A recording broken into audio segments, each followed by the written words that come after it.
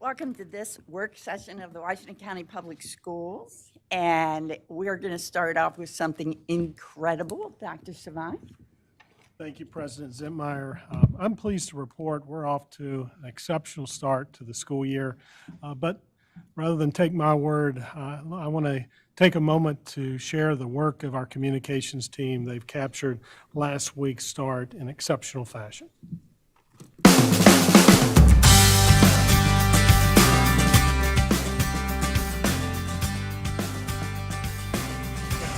Welcome back. Good luck.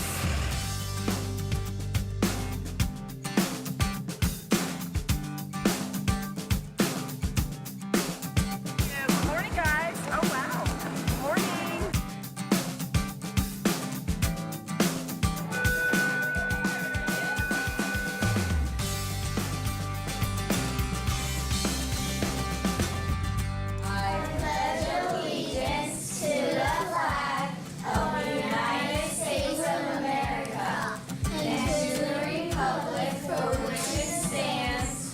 One nation, under God, indivisible, with liberty and justice for all.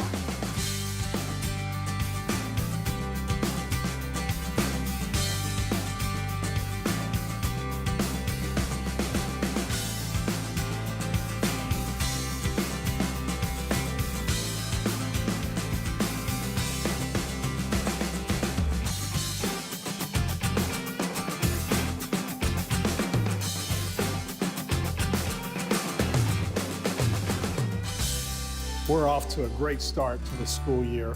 As I've had the opportunity to visit many of our schools during the opening week, I've been so inspired by the smiles and the excitement of students engaged in purposeful learning experiences. Welcome back, WCPS. Good morning.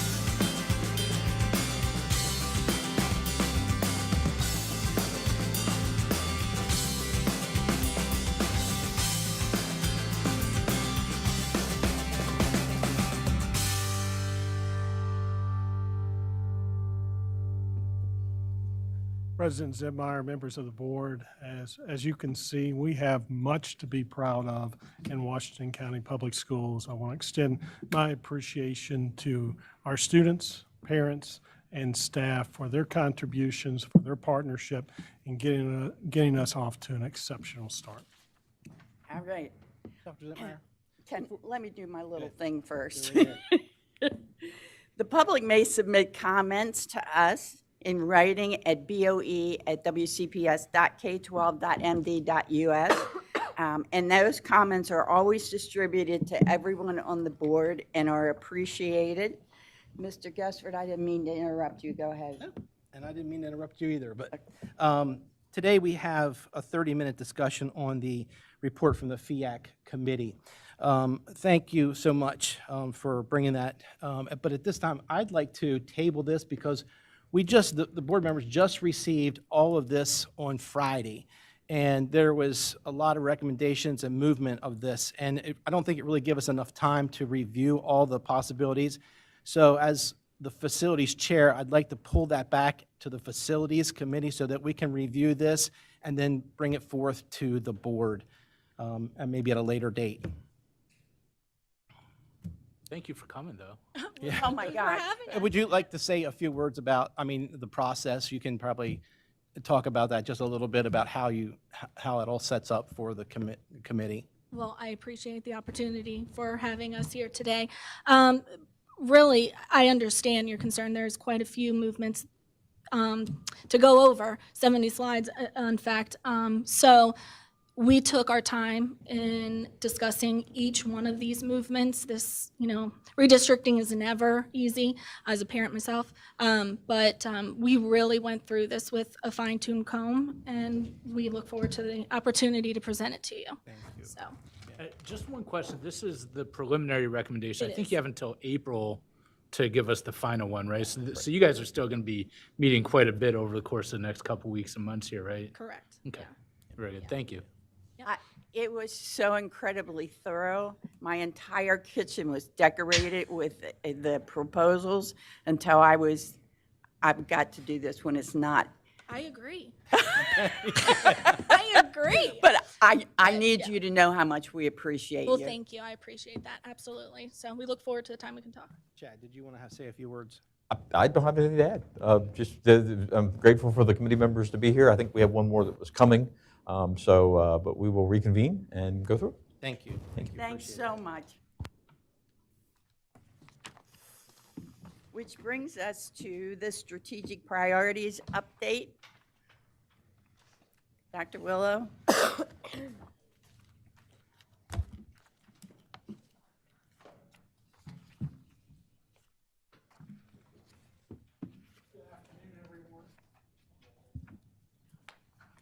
Good afternoon. We'll go ahead and get the slides ready here. I think we had to advance through a number of slides from from the previous presentation.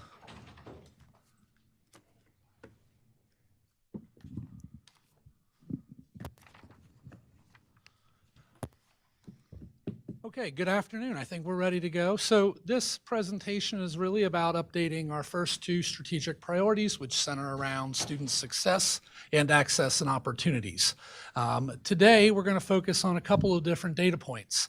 Some of this is newer data points. Some of this is previous presentations where we've shared some of this information, but now we're giving you updates. So specifically today, we're going to look at our literacy assessment data. We're going to look at MCAP data, AP data, IB data, dual credit participation and results, and then we're going to give you an update on how we ended the year with CTE participation and industry recognized credentials.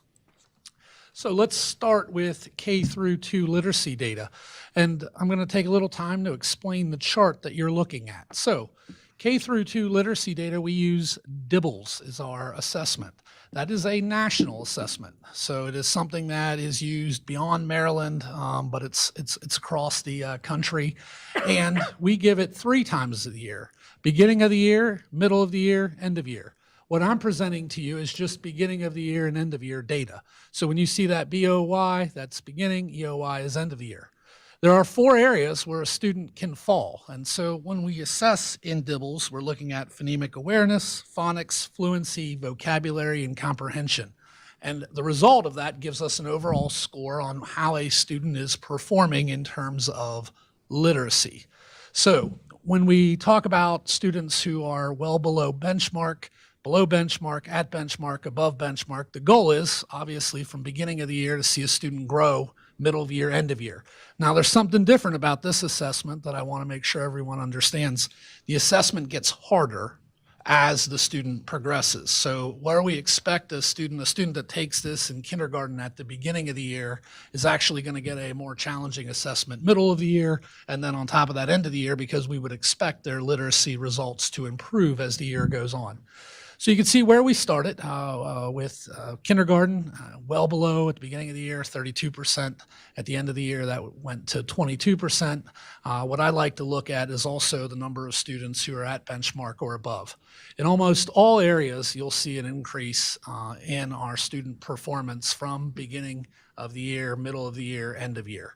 The work that we do when we think of our MTSS plans, the work that this board has approved with reading tutors, our teachers are working with those students who are well below and below benchmark. If I make the connection to our last presentation we did at our last public meeting, it was around the number of students who received additional support using the tutors. And I think Ms. Pumphrey shared a number of how many students no longer require intervention. Those are some of these students. This is the data that goes along with that report. Okay, MCAP data.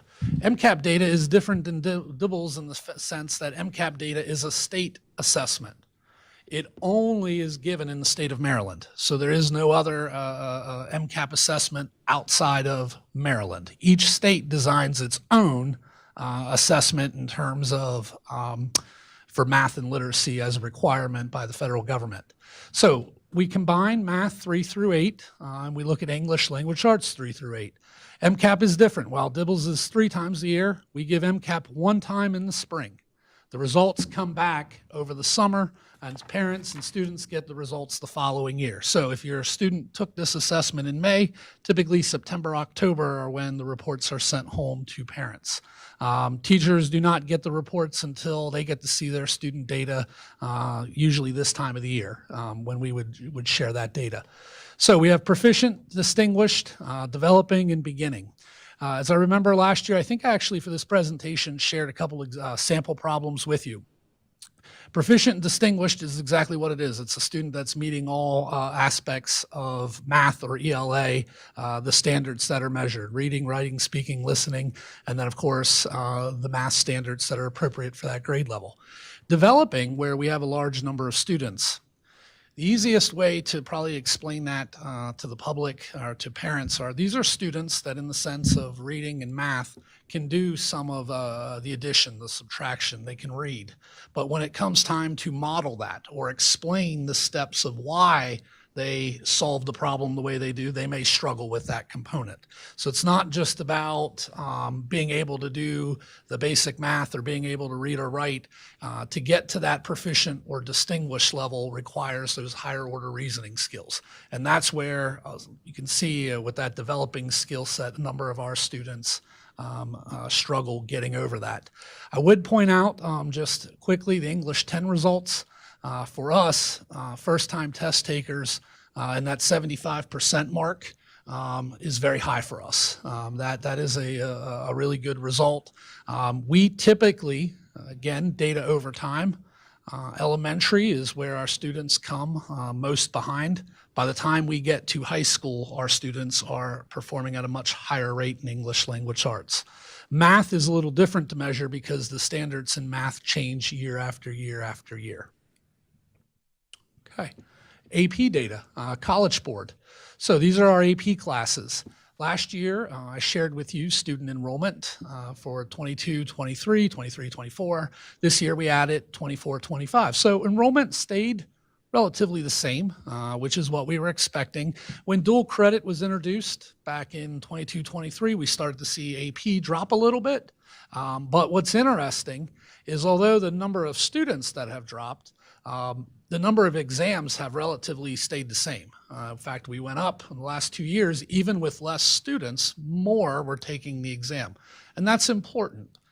Historically speaking, when we put more students taking assessments, the results tend to go down. And when less students take the assessments, the results tend to go up. And so what we want to see are more students taking assessments and the results to go up. So I share that with you because for AP, this really was truly, kudos to our teachers, our administrators, our students, a record-breaking year, as I'll get into more details on the next slide. So when we look at AP data, a student can earn a score anywhere from a 1 to a 5. 3 is generally passing. So what we want to see on this chart is students that are in that yellow, green, or blue. And what I like to see over time is that when I add those 3 colors together, I look at that chart, is that trend line is moving in the right direction, which it is here. Some will say, well, what is considered passing? College Board, and I always remind parents and to our students that are listening, College Board considers a 3 or higher passing. That does not mean that the college will award credits, though.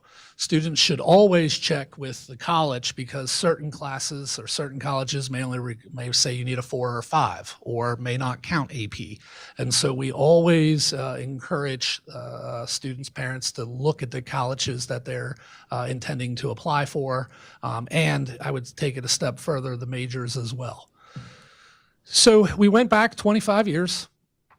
And 68.7% pass rate is our highest overall pass rate in 25 years. which again is a major accomplishment to our students that are in there. In many of the subject areas that I've highlighted to the right, we beat the state and national average.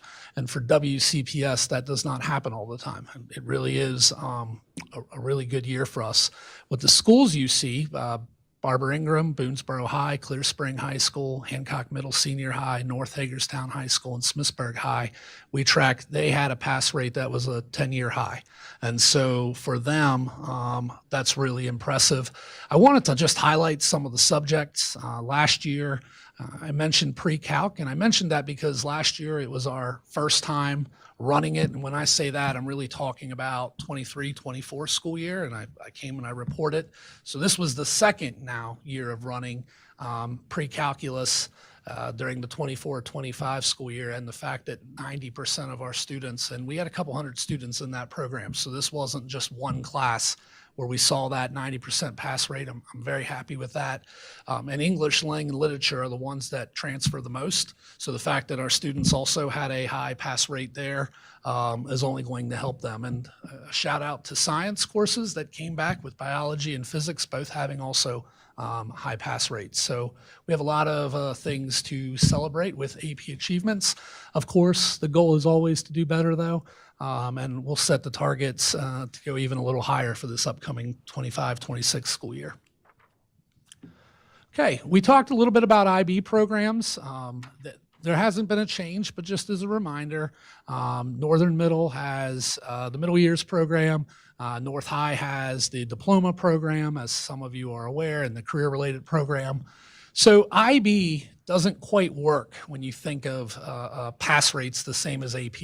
Typically, what you'd like to see is that a student earns a 4, 5, 6, or 7. But to earn the IB diploma, they will take 6 assessments, and they need a combined score of 24. So you might see a student that gets a 3 on one assessment, but gets a 5 on another one, as long as the score adds up to 24.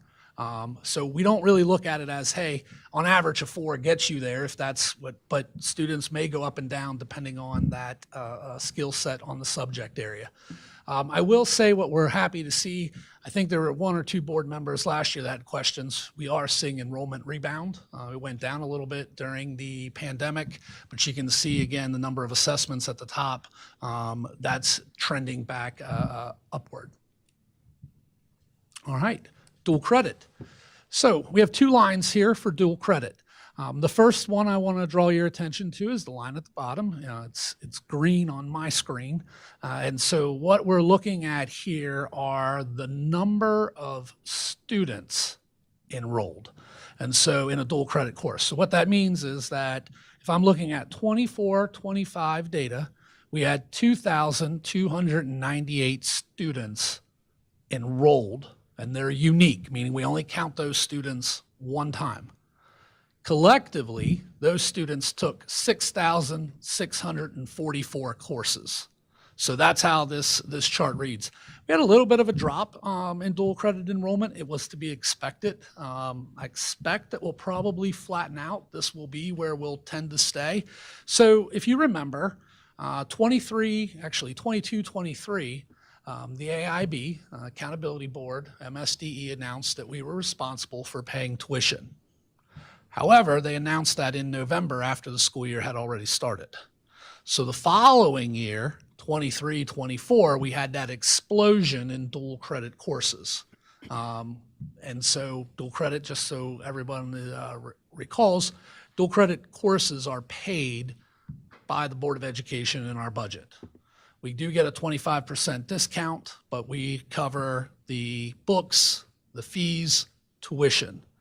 So being that that happened, we were expecting a massive increase in 23-24, but we were also expecting that it would level out or even potentially drop as some students went back to AP, some are in IB, some are in CTE courses, some are in dual credit. It really comes down to what the student best sees. I always say, what's your pathway beyond high school?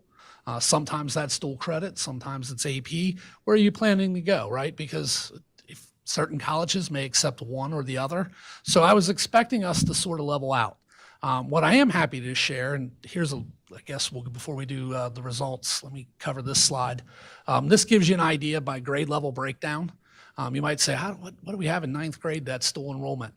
We do have one U.S. history course that's available in ninth grade that a number of our students take, about 8%, and that is the ninth grade course. 10th grade, some electives start to become available, but then you can see most of our students in 11th and 12th grade is when we start to see dual enrollment. I will tell you, while the state data is about a year or two behind, 62% of our kids taking a college level course. If I was going back and looking at data from 2 years ago, we'd be in the top three. The fact that we have that many students attempting college level credit, and as you'll see on the next slide, being successful, that's quite an accomplishment. As a reminder, students can take up to 60 college credits while in high school. So that would be the equivalent of 20 college level courses that they have available to them. So what I am happy to report, that this percentage did go up. We were in the 80s last year. So we look at the pass rate, meaning, all right, if we're paying for these courses, we obviously want students to be successful. We want them to start with strong transcripts that they can take and be proud of when they apply to colleges. So we look at two things. We have dual credit courses in our building, and then we have a number of students who choose to go out to the HCC campus and take courses. So we try to look at the pass-fail rate for both, so that way we can get a sense of what's happening. So obviously, college classes are divided by first semester, second semester. As you can see, the pass rate at 96% for semester one, 98% for our building, and then of course 94 and 93 out on campus. What we want are those numbers to be high. So yes, we're happy. I'd like to see it get closer to 100%, no doubt. But with 6,000 plus courses, to have a 90% success rate is really powerful.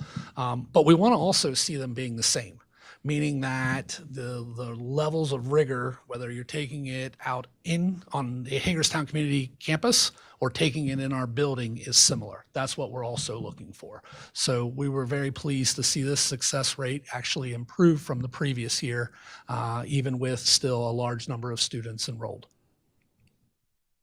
So here, this slide is really just a what are the courses our students are taking? And so it was really a top 5, if you will. Just like AP Lang and Lit still remain popular. By far, English Comp 101, which is predominantly juniors, and then the English Comp 102, which would be mostly seniors. You can see the enrollment. Again, these are unique students, so it would be 400, 386 respectively. These are also the classes that HCC has shared transfer the most. So the fact that almost any major out there requires those English classes, it's also telling us our students are taking courses that are going to transfer and matter. And so that's important as well. So we have that, and then psychology, sociology, and statistics actually this year was the highest enrollment with math, although calculus was not far behind, which used to be college algebra. Okay, we're going to get into CTE a little bit. So some of you that are on CNI, you've had the pleasure of having Mr. Perry come and present to you, where he's talked about concentrators and overall CTE enrollment. So let me explain the difference. A student enrolls in a CTE program. Let's take Ag Science. The first class could be just a class that they're taking as an elective. When we talk about concentrator status, that's when the student has committed to the program. It's typically the 3rd or 4th class in the pathway. So what ends up happening is sometimes we show CTE numbers, but it's just the first class. How many? Typically juniors and seniors. It's rare that a sophomore would get into level 3 and 4. It's possible, but you're talking about your juniors and seniors that are then committed to the pathway. And so our goal is to see this number continue to go up. So this is something that I want to report out going forward, tracking it a little differently than just overall enrollment, who's actually finishing the program. And Ag Science, Carpentry, you can see the order there, tend to be our most popular. I will say what I was pleased to see, Teacher Academy of Maryland, for only being in 4 of our schools, has actually increased. And so that's encouraging to see that. And so it's something that we'll continue to track. When we talk about Blueprint, not just earning the CTE credits, but there's also industry recognized credentials. And this has been a huge focus for CTE along with apprenticeship programs. So when we talk about an industry recognized credential, these are assessments where our students have the opportunity to assess in an area that they're interested in, where it actually carries out into the world of work. And so what you can see are all of the industry recognized credential assessments that were offered last year in our WCPS CTE programs. And what I was surprised to see, because it came out of nowhere, the one that was most requested was forklift operator. And so it would make sense with what's happening around here, but I wasn't expecting it to see as fast as it climbed. But there are a number of things from our certified nursing associate, which a couple of years back we didn't have any programs there. So the CNA and the GNA continue to be an area. And then, of course, I would point out Cisco, the certified technician, and cybersecurity was number 2. So we had 702 IRCs. And the year before, I want to double check, we had 586. So we've been tracking this data for 2 years now. We went from 586 to 702. So the fact that we're increasing, again, is I want to thank the CTE department, our CTE teachers, our administrators, because these are not industry recognized. We don't get to pick them.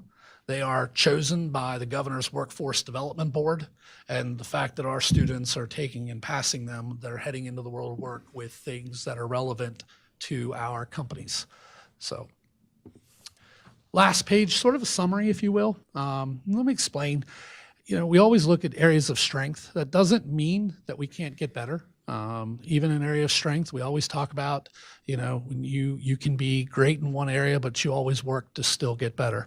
And when I talk about areas for growth, it doesn't mean that these are areas where we're getting beat up on. It just means that we still see areas to continue to get better. And so, for example, you're going to see literacy data listed for both. The fact that 70% of our kids are hitting their literacy target is outstanding for kindergarten. The reality, though, is that we want 100%, right? And so that's our goal. So while we're at an area there, there's still an opportunity to get better. We're excited by the additional tutors that we received. We're excited for the additional professional development opportunities we've been able to provide. The same holds true with AP results. I shared with you some of the positive ones, but as we went back, there were other AP subject areas where we could even get better in, and so that's our goal. We do have a high dual credit enrollment, dual credit pass rate that's worth celebrating. And our high school ELA MCAP proficiency rate is probably one of the better ones in the state. Areas for growth, and I stress this, not as an excuse, but more as this idea of student attendance. There's some myths out there when I talk with parents and students that, well, if I miss school, I can make the work up. I'll just get the worksheet that I missed and I go and I make it up and my grade's high. That doesn't correspond to achievement, though. When we go and we look at AP results, or we look at MCAP, or we look at CTE, or you pick the measure, our students who are missing are not achieving at a high level on those assessments, because you can make up the work, but that doesn't mean you've made up the learning. And so the learning is when you're with your teacher, you're with your peers, you're having those opportunities to collaborate, you're doing it as you're learning, right? And so we always want to continue to work on improving that for that reason. I shared literacy data AP results, some of those areas for growth, ELA math proficiency rate on MCAP.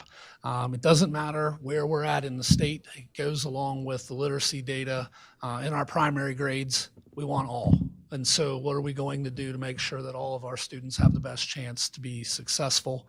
And then the CTE concentrators is that new slide I shared with you, where we want students not just start CTE, we want them to finish the program and get that IRC.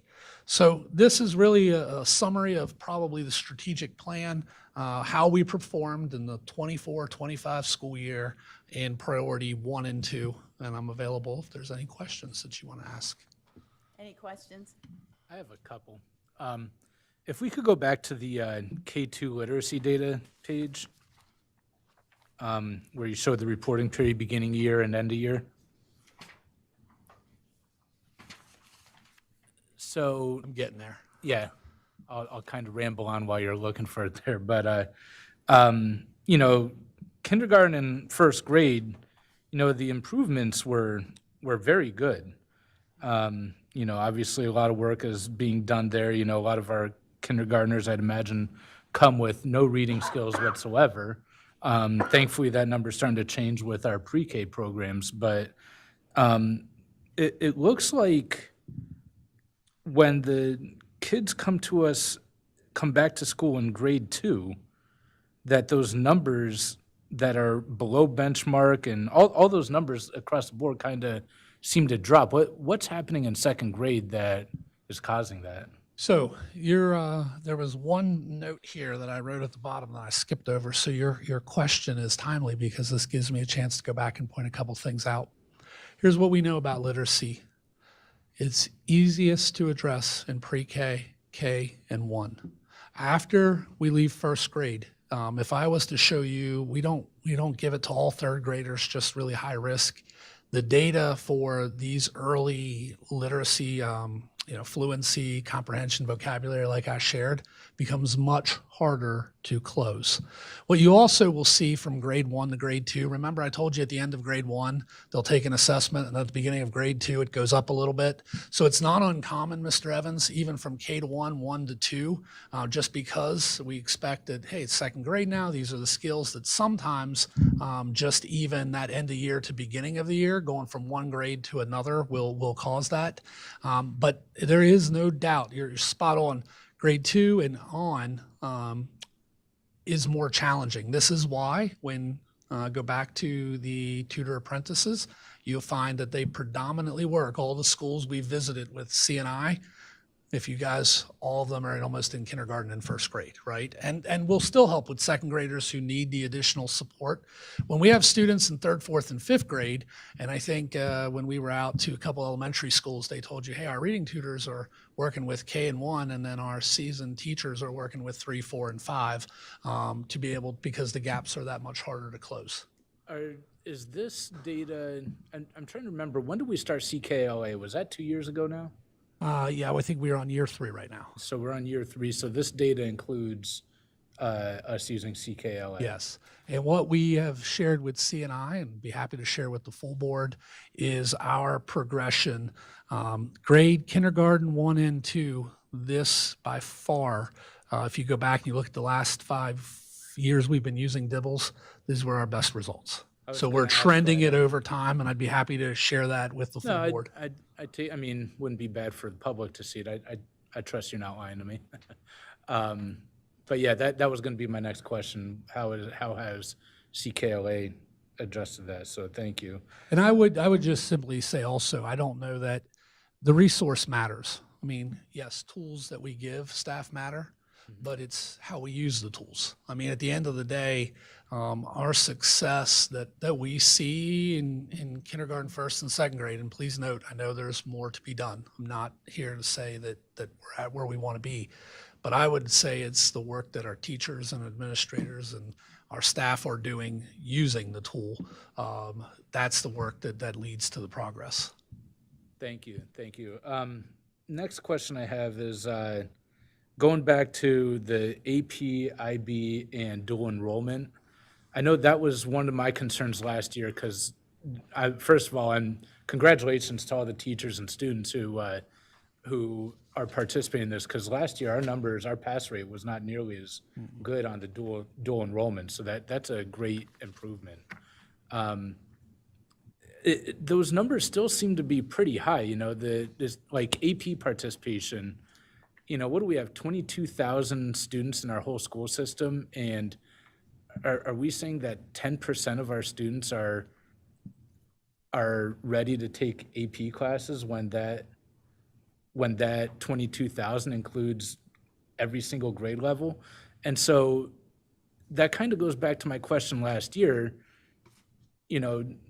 how do we screen these kids? It's one thing to give them the opportunity to go and take these classes. I think it is important, but if a kid's not ready, is that it's still appropriate to go and put them in that class? And again, thankfully, our numbers are improving as far as the scores go, but it seems like there's more emphasis being placed on the kids taking the tests rather than the amount of kids passing the test. Is that fair to say? I don't know that our philosophy has shifted on students taking the assessment. So probably what would be important to point out here, at the same time that we started paying for dual credit, we had to pay for the AP exams. Right. So I think then when you look at that, students were like, well, if it's paid for, I'm going to go ahead and try it. And so I think that's why in 23, 24, you see those 2,300 students and 2200 decided to take the assessment, the same in 24, 25. Enrollment actually has gone down, but I think where kids before, to your point, Mr. Evans, look, AP, depending on what colleges you're looking at, is still the gold standard for many colleges for admission, right? Dual credit matters, IB. It really, again, is going to be very specific to college. So the fact that the kids took it, now what I think is happening is, you're having students where before, I don't know if I'm going to pass this. This has been a struggle for me. I don't really want to pay the $90 to take the assessment, right, or whatever it was back then. But now, since it's WCPS paying, I think what you're seeing are more kids like, well, I'm going to try my odds, take my odds, and see what I can do. And that's why the number of exams has gone up while student enrollment has dropped. I don't know that there's any philosophy change. Now, to answer the first part of your question, we do give good counsel to students when they're scheduling their courses. One of the first things that we'll ask are, what's your future plans, right? And we know they're going to change, but 9th grade, 10th grade, 11th grade, 12th grade, okay? And what are you looking at college? Are you looking at a career? If you're looking at a college, what colleges are you visiting? Where are you planning to go? What are the admissions requirements? You can put SAT into this conversation, right? And so what is the profile of a freshman on that campus? And what will the campus take? And so I'm going to expand on the question to just really include dual credit and IB in there. I think that we try to best line the student up with what their plans are. But if they're not ready for an AP class, we have honors level classes. And what we'll say is, hey, take the honors level course first, and then maybe your junior year you jump into an AP. I think that's why when you see dual credit and AP, they increase their junior and senior year and are relatively smaller at that 9th and 10th grade year, because we are trying to get the balance of where students are at. It is a pretty good percentage, I think, 7,000 high school kids, 6,000. So you're 6,900 high school students, so the fact that 2,265, that's what, about a third? That just seems to be a high number, but I mean, Yeah. at the end of the day, the numbers are getting better. So I'm not necessarily complaining.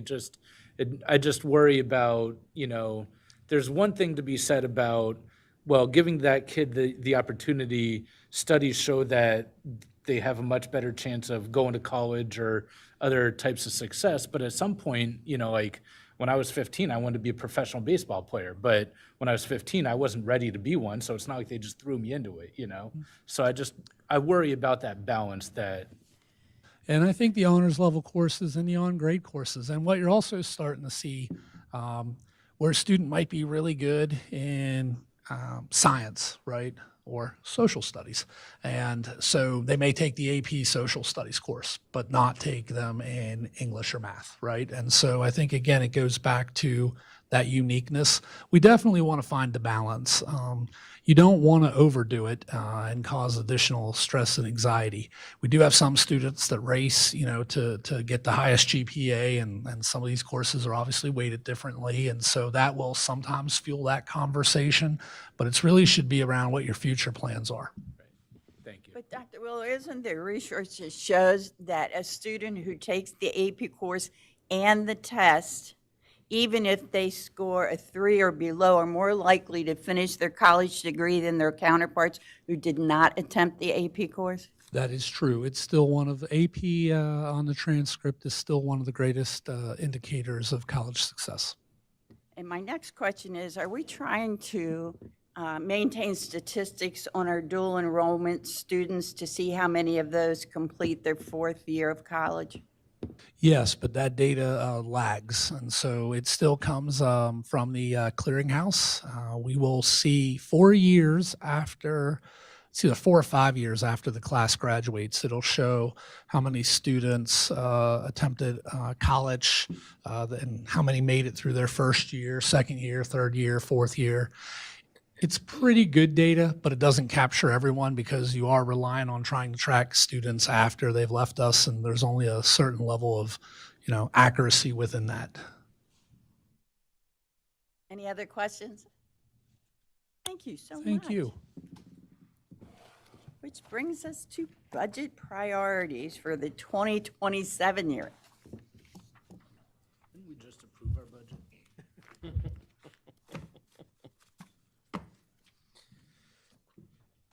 Afternoon, Dr. Zentmeyer, members of the board, Dr. Zvine. Just felt like at the last business meeting, it felt like we just put a cap on the 26 budget, which we did, of course, with a little delay and a little sleight of hand, let's say, from the state in terms of how we're moving around and capturing things. But it is that time. We spent a significant amount of time as staff in the fall gathering data, meeting with individuals, executive directors, meeting with building principals, finance team, myself, Dr. Zvine, Dr. Willow, meeting with department heads to talk about their needs as we think about the FY27 year. So it is helpful for us to know what the board's priorities are at sort of a macro level, so that we can then collapse those together. Dr. Zvine can think on what the board says are really their overarching priorities as he drafts his draft budget for the FY27 year, which will be presented to the board in the month of the month of January. So sorry, I'm looking at the screen, moving us ahead, talking at the same time, and obviously I can't chew gum and walk at the same time either. But as a way of recap, let's just take a quick look at the budget priorities and how they panned out for FY26. These are in order of the priorities as the board set them. We sort of added a fifth category at the end that really don't fall into the other categories, sort of, I suppose we could have parsed all them out, but ultimately, the board set the priorities in this order: culture, safety, wellness, again, in line with the strategic plan. Student success is the second priority, access and opportunity, and community engagement. You can see how much additional funds were placed in each of those categories. And of course, from the 25 budget to the 26 budget, we had about $1.25 million of reductions from one year going to the next. So we look at each of those categories in a little bit more detail. You can see in culture, safety, and wellness, you can see of that nearly $18 million, we added 18 paraprofessionals, a full-time athletic director for Hancock High School, 4 elementary assistant principals, and of course, a lot of things related to salary source. The salary resource pool falls into this category. Health insurance premium increase, National Board Certified Teacher, their incentives was laid out in the blueprint. We had a number of other various inflationary and or required expenses that fell into this category as well. In the area of student success, about $4.5 million here, 13 new teaching positions, 15 paraprofessionals, 70 student apprentices, as Dr. Willow just talked about, elementary and middle school, summer school, instructional materials, and again, a few other inflationary and required expenditures. I can think, for instance, technology is an area that fell into here. We have another required increase in technology spend in FY26 required by the blueprint, or in FY27 as we think about that moving forward. In the area of access and opportunity, again, we get some additional teaching positions here as we added the Elementary Connect Ed program. We added additional bus driver positions as we talked about late in the budget cycle. These are positions looking ahead to 2 further years out, but in trying to assess an issue at Ruth M. Monroe and Eastern on that fourth tier to try to essentially eliminate that fourth tier by growing our pool of bus drivers. And then, of course, we had AP and IB registration fees, and then increases for contract drivers in relation to what we did with our overall agreement with WCESP, and of course, vehicle repair and parts fees. A little over $1 million in this category.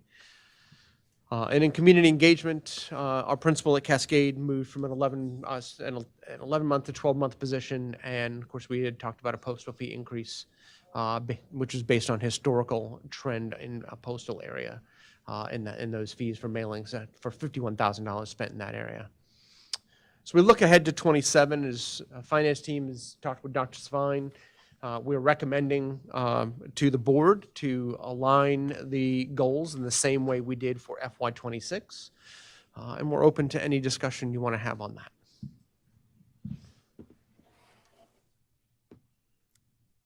Questions, comments? This is going to sound like a real stupid question.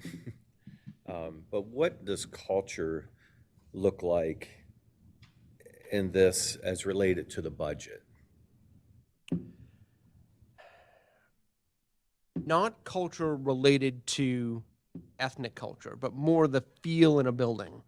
So the feel of how do your staff feel about coming to work? How do your students feel about coming to school every day? And the interaction between those groups is what you're thinking about in this category of culture, safety, and wellness, Yeah, I but didn't not think it not was- in an ethical term. Right, or- I or didn't think it was ethnic term. that, but I was just trying to, in my mind, understand what that might look like. Is it fair to say that most of that money would be more geared towards safety and wellness, and culture is more just policy changes and stuff?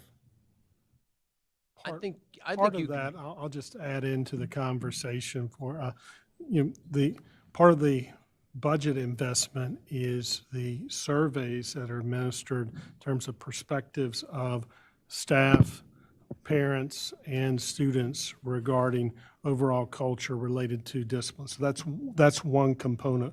But Mr. Evans, you're correct. A big portion of this is really driven by the safety and wellness component in terms of the dollars. Anybody else? I would just like to throw out that one thing I'd really like us to look at is healthier school lunches. I hope that we can figure that out outside of having to add it to the budget, but I would like to throw it out there. If we had to add it to the budget to make it happen, I would be supportive of that. I think that we follow the USDA Every Plate, but just looking at our menus, I'd like to see more local, more, farm to table kind of nutrients. I think that's something we can have ongoing discussions with Mr. Embley on, and should be able to fall within that separate enterprise fund. But there's a lot, that's a big, deep hole. So we got to spend some time on that. There's a lot going on there. That's one where I wonder if we are restricted to vendors or food types or whatever it may be through the USDA guidelines. I gotta imagine that that's something that, one, there almost have to be a discussion on what is it that we won, and then kind of work backwards from there. Is that accurate? Not necessarily. While the meal patterns themselves are restrictive in terms of the nutrient density of the meal itself, I would argue, as having lived that world, for my first, 7, 8 years here and 6 in a prior district, the greater challenge is probably threefold. One, of course, is the student palate. And so we've done a lot of things over the years to bring forward product that nutritionally are great in terms of the meal pattern, but they're only great if students will consume them. And so that's challenge number one. Challenge number two is also related to a staffing model that, and really the availability of skilled culinary staff in the community. We spent a lot of time years ago, and some board members may recall, we also had a certified culinary trained chef on staff for a while. We did a lot more scratch cooking and trying to bring those foods forward. We'll need to make significant investments, I think, in the staffing to be able to really make a go of that if that's what it is we want to do. But I think you've also got a limited resource of trained staff in the community. So it's a lot of work to bring that forward. And third, then really ties the two together is it comes down to cost. You know, the program is self-sufficient at this point based on the reimbursements we receive from the federal government for the meals that are served that meet the meal pattern, and also for families that do pay for meals, the funding we receive from that level. It will cost significantly more to do that. I'm not saying it's not a good proposition. It's just, you know, it's the tail of the tape, essentially, of those three items all together really drive the meal program. We also had the issue where we don't have kitchens that cook the food. We transport from one kitchen to another area to serve, so that also throws into the. We're in a lot better place now than we were 15 years ago. Yeah. We've had significant investments, but it is also oftentimes different equipment. This is one issue that I kind of talked about last year with food. And we're saying that we want the kids to eat better, but yet they'll only eat chicken nuggets, and so we'll just keep serving chicken nuggets. And to me, it just doesn't seem like a good answer to trying to provide a healthier meal. It's just my thought, but you know, a couple of the schools I was in, I would see prepackaged salads. And some people would say to me that by the end of the day, some kids don't get salads because the first group eats them all. I mean, have they ever done an open salad bar? I mean, we go to restaurants and they have an open salad bar where you can get what you want. And to me, I just think that there's got to be a better way of serving better foods. So I agree with Tori. And not chicken nuggets every day, or cheese sticks, or those are some of the things that I hear. Any other questions or comments? Yeah, there are two things that I would like to add on to. I am in favor of kind of, I don't know if revamping the F&S menus is the right way to say it, but that's how I'll say it. I'm definitely in favor of that. I would like to continue to look at the safety and behavior. I know last year we took out of the budget the new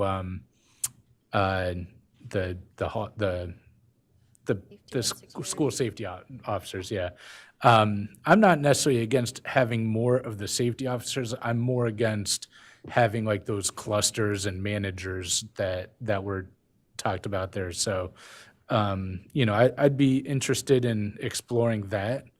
The other thing that I'd like for us to look at, you know, as a former special ed teacher, you know, our kids' needs evolve, but our school system doesn't evolve at the same rate. And that's not, I say ours, it's everywhere across the country, right?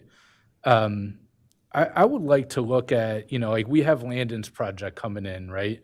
I would like to look at, are there other potential programming opportunities that we could kind of think outside the box on and see if there's something different we can do.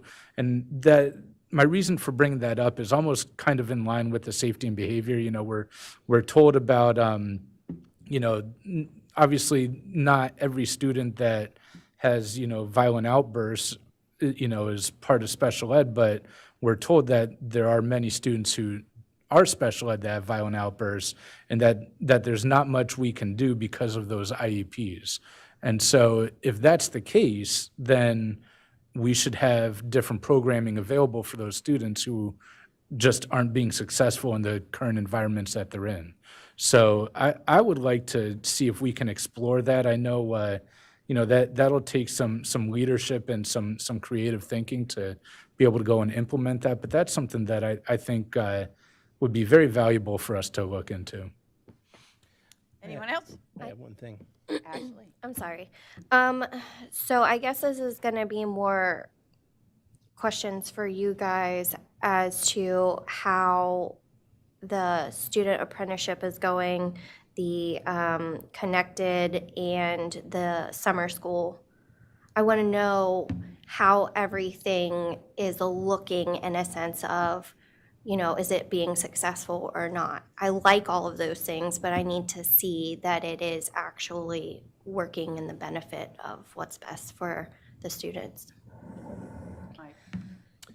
So I'm going to put my band cap on, and I'm going to advocate for an enhanced music program in elementary school. I know that we have a truancy problem, and I feel like that's because we don't have something to engage students at the earlier age.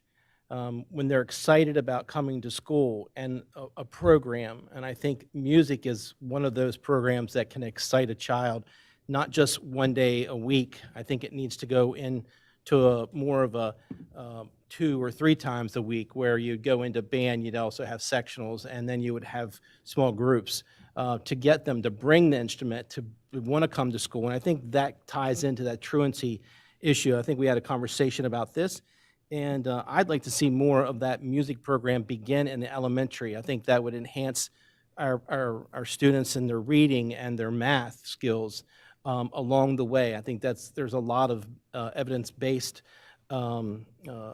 that would really enhance, you know, our students at that early age to continue on to that, because, you know, as much as I like sports, we don't have football. We don't talk about football when we're 60. We talk about, you know, let's pick up our instrument, and because a lot of them still do that, you know, as in their age, except for Daryl, he still plays baseball, so I'll give that to him. But I think our elementary your school. 60s. I feel like I'm in my 90s. Yeah, he'll still be. So I still hope that we would enhance that program even more by getting more instruments into our schools, so that we have that a program to enhance. So thank you.